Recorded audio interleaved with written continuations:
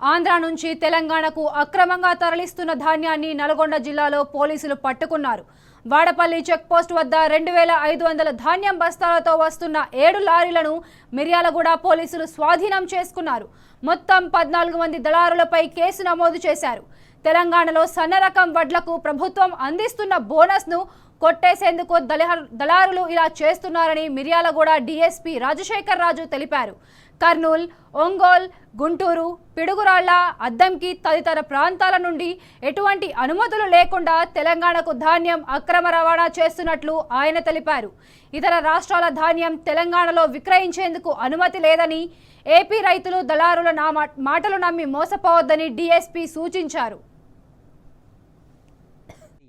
తెలంగాణలోకి ఇల్లీగల్గా ట్రాన్స్పోర్ట్ అవుతుంది అనేటటువంటి ఇన్ఫర్మేషన్ మీద మనం అటు నాగార్జున సాగర్ దగ్గర, తర్వాత ఈ మిర్యాలగూడ నల్గొండ జిల్లాకి బార్డర్గా ఉన్న వాడపల్లి దగ్గర కూడా చెక్ పోస్టులు పెట్టడం జరిగింది. The check post are integrated check post.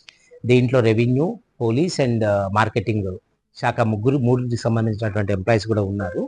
So ఈ చెక్ పోస్టులోకి వచ్చినటువంటి వెహికల్స్ ఏదైతే ప్యాడీ తీసుకొని various districts of Andhra Pradesh like Kurnool, Ongole, Nellore అన్ని చోట్ల నుంచి కూడా వస్తూ ఉంది.